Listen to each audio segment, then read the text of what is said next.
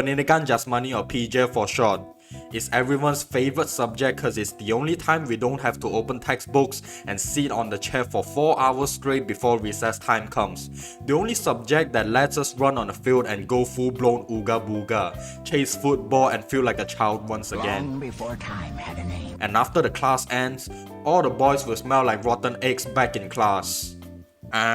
If you already know we have class later, then why did you let yourself sweat that much just now, said a kid with a big round glasses with a book open. Shut your bitch ass up, chicken little looking ass kid. You're lucky you haven't been bullied for saying that shit. I know knowledge is good and always better for your future. You know what else is better? Having knowledge and being physically active. You get to flex your physique or your agility and talk like Albert Einstein at the same time. So lower your voice cause I'm stronger, I'm smarter, I'm better, I am better. And then we have kids who genuinely don't like Pendidikan Jasmani. They will find excuses, especially girls, saying they have periods and they want to take a rest. Hey, I'm not a misogynist or a sexist. I know how painful and uncomfortable it is to have periods. But if you were to hear a student saying she has periods today and she patah kaki the next week and suddenly her period come again the next week, and all of a sudden her menstrual cycle messes up and her period comes again cause she runs out of excuses. You believing this shit? I don't. Unless she has 2 vaginas. I'm making her run the same laps other people are running. I've seen girls who still attend physical class when their periods come. Their intensity is lower to their comfort. That is fine and understandable. I really respect them for still going strong. Kids coming up with 101 excuses to physical class just to avoid moving their muscles are unacceptable. You don't see any boy refusing the idea of PJ, but there is always one imposter among us. Gay kids. Doesn't matter if you're gay or not, but if you don't like PJ, you're gay. You're that one kid who joins the girls chilling in the corner and not getting physical during PJ, you're gay. You're that one kid who is not happy when the PJ teacher tells us to go get footballs and basketballs, you're gay. You're that one kid who can't even run half a kilometer and already call it quits, you're gay. Unless you're fat and have passion, you still got a chance, but being gay is an irreversible damage. However, if you're gay and you're fat, you gotta stop getting nerfed. That's homophobic. I wouldn't call that homophobic, cause that's even gayer than gay people who are actually gay. Being gay is not even in the top 50 of the gayest stuff you can do. Even real gays will go to the gym and stay in shape so that they can rub someone's shoulder with their palm. Like, it's always either the fattest of them all or the skinniest twig you will ever see in your life. Like, at least play some sepak bulu ayam or something else and have fun with it. Cikgu, saya ada gastric. No, you don't have gastric. What you're experiencing is intense energy consumption and you're mistaking it as your kryptonite.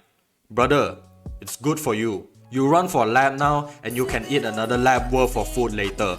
I swear to God, the only way to get them physical is by holding a fishing rod dangled with fried chicken while sitting on them and watch them chase the fried chicken.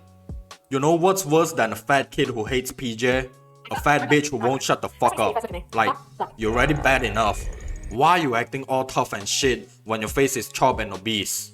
Sitting in the corner complaining about why the teacher make you run an extra lap. She's a thin white woman. Motherfucker, all of us have to run an extra lap just cause you just wouldn't shut the fuck up. And you wonder why everyone in the class hates you. You're taking up all the oxygen within the 100-meter radius just to complain about shit that is good for your health. Damn, what hate crime am I committing now? Body shaming? I wouldn't be body shaming if you could shut up. And I gotta chill out. Be advised. Being overweight has never been the problem. Talking too much is. You know it's time for your muscles to get sore and painful the next day when the physical exam comes. Typically, it would be running laps in 10 minutes and push-ups and sit-ups in 1 minute. I would be having a good day until I hear other kids say, "Are you gonna do half bump or full bump?" The fuck is a half bump or full bump? The only bumping I know is the correct way of doing bumpings. Body straight, elbow flex 90 degrees down, and chest nearly touches the ground. I don't really mind them doing that, but they have the nerves to brag about their 70 push-ups in 1 minute. That shit is hard to achieve even if you have a proper training routine, you know. My max push-ups in 1 minute is barely 50. How the hell did you get 70 in 1 minute with proper push-ups? Doing at least 15 is decent, 20 is above average and 30 is impressive. Your elbows are flared out and are bent at only 35 degrees angle. How are you considering that as one repetition? You look like a fish fresh out of water flopping on the ground. I'm not trying to demean you or feel bad for yourself with 50 in 1 minute. I have spent over 10 months of training just to achieve what an untrained black man can easily do. And people actually believe an untrained kid saying he did 70 in 1 minute. Only 25% of muscle activation and you're dry humping the ground. What's worse is they brag about their koko training routine and that they have to do push-ups during every koko. They've been doing the same exercise for over 3 years in their 24-season drum club and they still manage to not get their push-ups right, not knowing they're embarrassing their club. Like, come on, doing 20 push-ups with the correct form will do you better than egoing 100 push-ups with only 2mm down. I respect the hustle, it's tough, but remember kids, quality always beats quantity by 1,000 miles. I rest my case. Oh yeah, remember being told to count your pulse per minute by your neck with your finger after running? I can still barely feel it. I just jot down what I visualize in my mind. One story before my sweet little children go to bed. Once upon a time, when Lala Zai was 13, he was in PJ class and the teacher gave him and his classmates softballs for them to play dodgeball. The rules were simple. Students who got hit were out and no hitting others with the balls in the face. And so, Lala Zai went into a 10v10 match. It was a fun match for everyone to enjoy. Until one kid, let's name him the infamous chair thrower cause he threatened to throw a chair at a girl for constantly harassing him. That's a story for another day. The chair thrower had a mindset in his mind. And so, he went on to throw a ball at the girl's head and shouted, "Headshot."